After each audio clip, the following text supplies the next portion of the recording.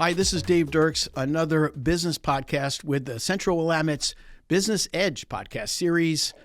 Today, I'm talking about, again, one of the things that's near and dear to my marketing heart, and that is this idea of sales flyers. How many of us have seen those 8.5 by 11 flyers that businesses produce in massive quantities? Some of them, I remember, I don't see too much of it anymore, but I remember coming out to, after shopping somewhere and somebody decided that it was a good idea to stick their business flyer under my windshield wiper. Not.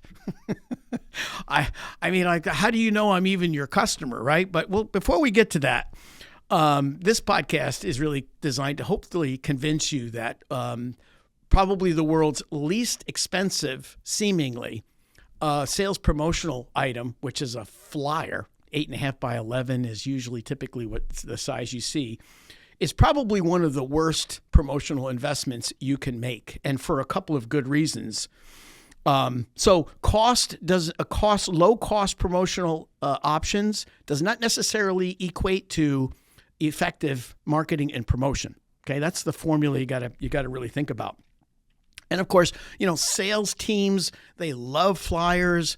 I remember working for a large bank years ago. I won't mention the name of the bank, but I had a lot of branches to deal with at that time. And I remember I was inundated with, literally daily with, I need this flyer, I need this flyer, I need this sales flyer. And the way it was positioned was like, if I don't get this flyer, this sales flyer, I'm not going to be able to close any business.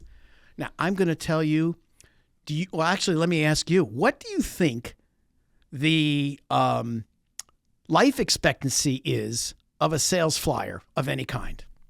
Think about it. Okay, if you answered less than 5 seconds, you would be correct.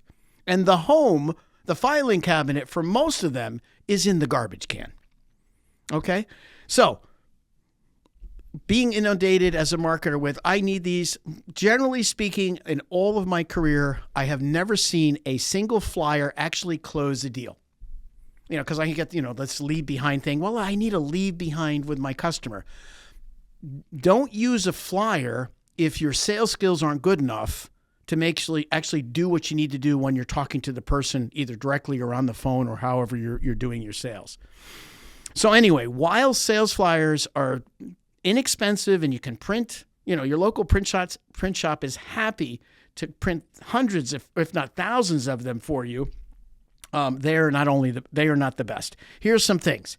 Again, cheapest is not always the best way to go. So this isn't a dollar and cents thing. You're basically wasting a lot of money for these. The other thing to remember is that flyers are generally, unless they're targeted to a very specific prospect or a customer, they're mass market. The definition of mass market is, it's like, you just throw it out there into the wind and hope that of 100 people that see your flyer, or maybe 1,000 people that see your flyer, one of them, if you're lucky, is actually going to be the one that's interested in your business or actually needs your product or service at that point in time. It's like getting junk mail. You ever get a lot of junk mail? You look in your mailbox, you get stuff that you didn't ask for. That's mass market. That's like saying, hey, you don't need this. You need this product, even if we don't really know if you need it at that time. So flyers are kind of that mass market thing.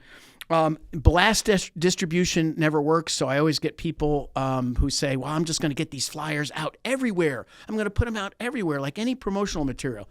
That's no guarantee at all that you're reaching the type of consumer that you need to buy your products or services. So real marketing and real sales is very narrow. It's very narrowly targeted. You're thinking about where are the eyeballs of my customer? Where are they looking? What are they reading? Where can I get them? What are they listening to? Those are the kinds of things you have to talk about. But a flyer just distributed anywhere, not very good. Again, remember, life expectancy of a flyer is about 5 seconds. And the last thing I'll leave you is, on top of all the other disadvantages of sales flyers, the main one for me is really bad flyer design. It's like, remember I said in an earlier podcast that if you are going to design anything, at least hire a professional designer. I would recommend that in the case if you absolutely insist on using sales flyers to promote your business. This is Dave Dirks from Central Willamette Credit Union. If you want more information, go to our website, www.centralwcu.com. pitfalls.org. Have a great day. The information provided here is for informational purposes only and does not constitute financial advice. Consult with a qualified financial advisor before making any financial decisions.